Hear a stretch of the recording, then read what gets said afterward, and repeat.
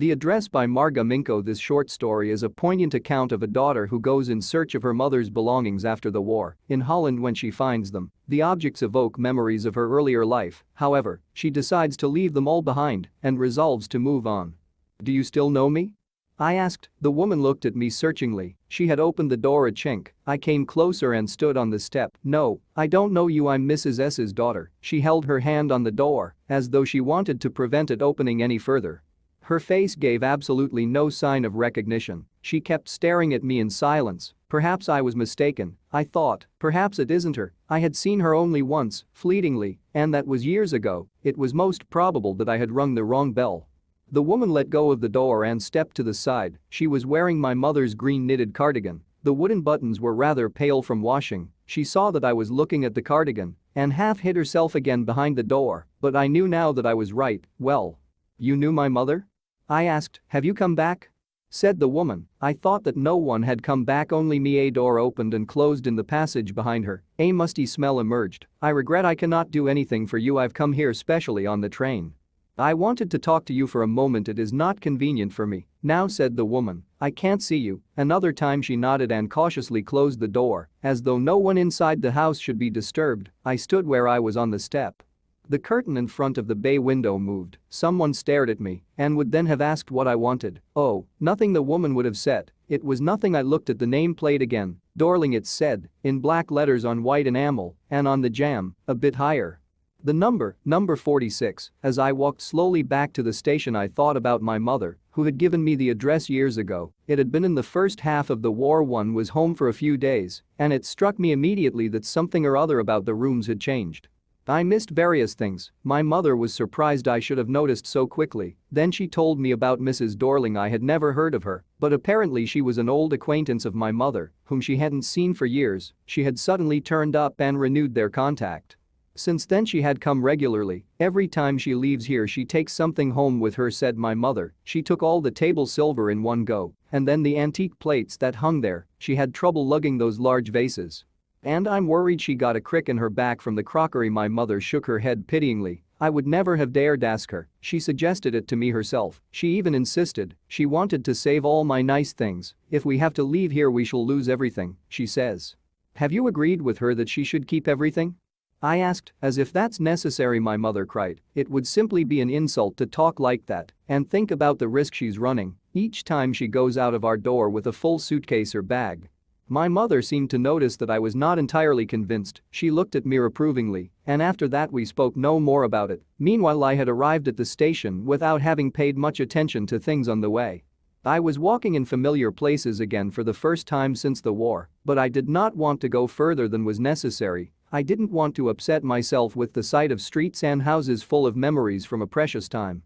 In the train back I saw Mrs. Dorling in front of me again as I had the first time I met her. It was the morning after the day my mother had told me about her. I had got up late and, coming downstairs, I saw my mother about to see someone out, a woman with a broad back. "There is my daughter," said my mother. She beckoned to me. The woman nodded and picked up the suitcase under the coat rack. She wore a brown coat and a shapeless hat. "Does she live far away?"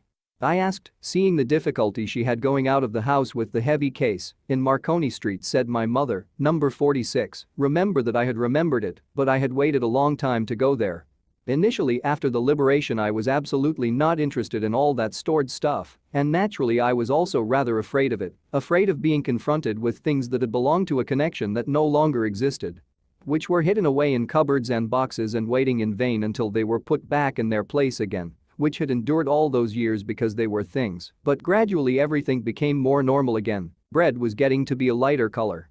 There was a bed you could sleep in unthreatened, a room with a view you were more used to glancing at each day, and one day I noticed I was curious about all the possessions that must still be at that address. I wanted to see them, touch, remember. After my first visit in vain to Mrs. Dorling's house, I decided to try a second time. Now a girl of about 15 opened the door to me. I asked her if her mother was at home. "No," she said. "My mother's doing an errand." "No matter," I said. "I'll wait for her." I followed the girl along the passage. An old-fashioned iron Hanukkah candle holder hung next to a mirror. We never used it because it was much more cumbersome than a single candlestick. "Won't you sit down?" asked the girl. She held open the door of the living room, and I went inside past her. I stopped, horrified. I was in a room I knew and did not know. I found myself in the midst of things I did want to see again, but which oppressed me in the strange atmosphere. Or because of the tasteless way everything was arranged, because of the ugly furniture or the muggy smell that hung there, I don't know, but I scarcely dared to look around me. The girl moved a chair. I sat down and stared at the woolen tablecloth. I rubbed it. My fingers grew warm from rubbing. I followed the lines of the pattern. Somewhere on the edge there should be a burn mark that had never been repaired. "My mother'll be back soon," said the girl. "I've already made tea for her. Will you have a cup?" "Thank you." I looked up. The girl put cups ready on the tea table. She had a broad back, just like her mother. She poured tea from a white pot. All it had was a gold border on the lid. I remembered. She opened a box and took some spoons out. "That's a nice box." I heard my own voice. It was a strange voice, as though each sound was different in this room. "Oh, you know about them?" She had turned round and brought me my tea. She laughed. "My mother says it is antique. We've got lots more." She pointed round the room. "See for yourself." I had no need to follow her hand. I knew which things she meant. I just looked at the still life over the tea table. As a child I had always fancied the apple on the pewter plate. "We use it for everything," she said. "Once we even ate off the plates hanging there on the wall. I wanted to so much, but it wasn't anything special." I had found the burn mark on the tablecloth.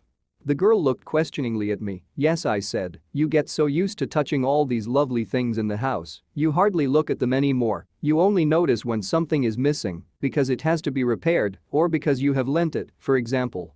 Again I heard the unnatural sound of my voice and I went on. "I remember my mother once asked me if I would help her polish the silver. It was a very long time ago, and I was probably bored that day, or perhaps I had to stay at home because I was ill, as she had never asked me before. I asked her which silver she meant, and she replied, surprised, that it was the spoons, forks and knives, of course, and that was the strange thing. I didn't know the cutlery we ate off every day was silver." The girl laughed again. "I bet you don't know it is either." I looked intently at her. "What we eat with?" she asked. "Well, do you know?" She hesitated. She walked to the sideboard and wanted to open a drawer. "I'll look. It's in here." I jumped up. I was forgetting the time. I must catch my train. She had her hand on the drawer. "Don't you want to wait for my mother?" "No, I must go." I walked to the door. The girl pulled the drawer open. "I can find my own way." As I walked down the passage I heard the jingling of spoons and forks. At the corner of the road I looked up at the nameplate, Marconi Street. It said I had been at number 46. The address was correct, but now I didn't want to remember it anymore. I wouldn't go back there because the objects that are linked in your memory with the familiar life of former times instantly lose their value when, severed from them, you see them again in strange surroundings. And what should I have done with them in a small rented room where the shreds of blackout paper still hung along the windows and no more than a handful of cutlery fitted in the narrow table drawer?